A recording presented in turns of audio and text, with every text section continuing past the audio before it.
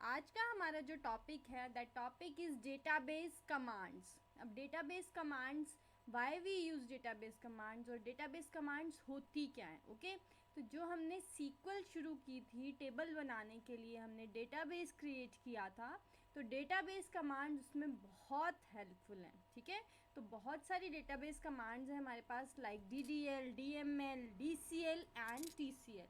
तो सबसे पहले हम बात करते हैं हमारी DDL कमांड्स की। DDL कमांड्स होती हैं द डेटा डेफिनेशन लैंग्वेज और data description language, that is the full form of DDL commands. ये कहाँ पे काम करती हैं? This is a standard command that define the different structures in a database. अब मैंने आपको एक टेबल बना के बताया था, इसमें मैंने वैल्यूज़ फिल नहीं की थी, that is called table structure. तो टेबल स्ट्रक्चर पे ये DDL कमांड्स वर्क करेंगी। तो कौन कौन सी कमांड्स यहाँ पे हमारे पास है? That is create, alter, rename, drop, truncate. Okay ये सारी मेरी DDL कमांड्स हैं जो टेबल की स्ट्रक्चर पे ही काम करेंगी। ओके देन आता है हमारा DML कमांड। DML कमांड कहाँ काम करेंगी? ये टेबल के डेटा पे काम करेंगी। जो हमने टेबल में फील्ड्स एंटर की हैं, जो वैल्यू ऐड की हैं, उस पर ये काम करेंगी। This is called data manipulation language, is a language that enables user to retrieve, update, insert and delete data. Okay ये सारी कमांड्स हम साथ साथ में रन करके देखेंगे, जिससे आपको हेल्प हो जाएगी ये कैसे रन करेंगे। तो इसकी कमांड्स कौन सी हैं? Select, update, insert and delete. उसके बाद आती है हमारी DCL, that is data control language, that is a language has various commands. अब इसमें भी बहुत सारी कमांड्स होती हैं, पर ये क्या काम करती हैं? ये हमारी ग्रांट देती हैं कि टेबल में हम चेंजेस कर सकते हैं या हमारी ग्रांट वापस लेती हैं। इसको हम बोलते हैं रिवोक, या तो ग्रांट देती हैं या वापस लेती हैं। ओके देन आती है हमारी TCL command, that is transaction control language. ये कमांड्स हमारी क्या करती हैं? These are the commands which are use to manage transactions in a database. These are used to manage changes in DML statements। ये जो हैं DML statements के जो changes हैं उनको मैनेज करने में बहुत हेल्पफुल है। तो TCL कमांड कौन सी है? Commit, save point and roll back. Okay तो अब हमारी डिफरेंट डेटा टाइप्स हैं जो इनके साथ यूज़ होंगी, लाइक इंट या इंटीजर। साइज़ के साथ हम इसे यूज़ करेंगे। मैं अभी आपको करके बताऊंगी कि कैसे हम इसे यूज़ करेंगे। ठीक है, ये हमारे न्यूमेरिक वैल्यू के लिए यूज़ होगी। देन कैरेक्टर एंड वैरकर, इनमें साइज़ का फ़र्क होता है। ठीक है, कैरेक्टर और वैरकर दोनों का काम सेम ही है। ये हमारी अल्फ़ा न्यूमेरिक डेटा के लिए यूज़ होंगी। देन हमारी फ्लोट डेसिमल नंबर्स के लिए यूज़ करेंगे।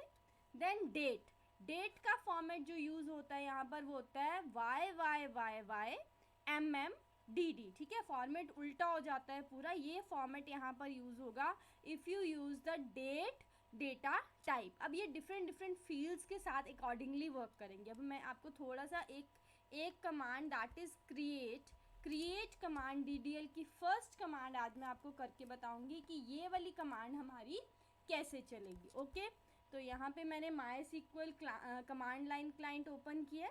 ओपन करने के बाद आप अपना रूट पासवर्ड देंगे। जब आपने डाउनलोड की थी, इसको इंस्टॉल किया था, तो आपने इसमें रूट पासवर्ड दिया था, वही पासवर्ड आपको याद रखना है।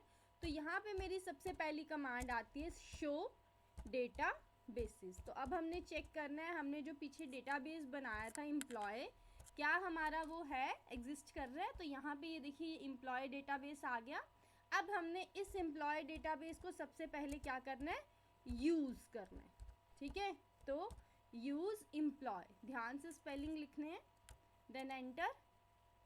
ओ सॉरी, मैंने स्पेलिंग में मिस्टेक कर दी। आपने यही देखना है कि ध्यान से स्पेलिंग लिखना है, एम्प्लॉय एंड सेमीकोलन।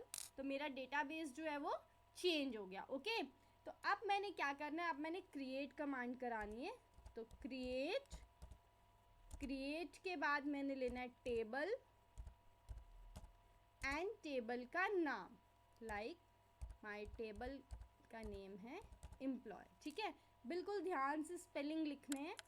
देन आप इसके आगे भी लिख सकते हैं या एंटर करके भी लिख सकते हैं। पैरेंथेसिस ओपन करनी है आपने, फर्स्ट फील्ड लेनी है, लाइक मैंने फील्ड ली आईडी के बाद मैंने इसको जो है डेटा टाइप दी। कैसे देनी है? इंट डेटा टाइप दी। साथ में मैंने साइज दिया 10, ओके। इन डेटा टाइप साथ में size 10 and next data type मैं दे रही हूँ नेम, फील्ड का नाम, और डेटा टाइप है इसके साथ वेरिएबल कैरेक्टर यानी कि var char, ओके। इसको मैंने क्लोज किया एंड कॉमा। देन इसके बाद नेक्स्ट मैंने field the that is salary. सबसे पहली चीज़ जो होती है एम्प्लॉय की वो यही आती है, दैट इज नेम, उसकी ID and data type, okay. ये हमने ऐड की, ऐड करने के बाद हमने पैरेंथेसिस 2 क्लोज करने हैं बिकॉज आईडी से पहले भी हमने ओपन किया और साइज का भी है, एंड देन सेमीकॉलन।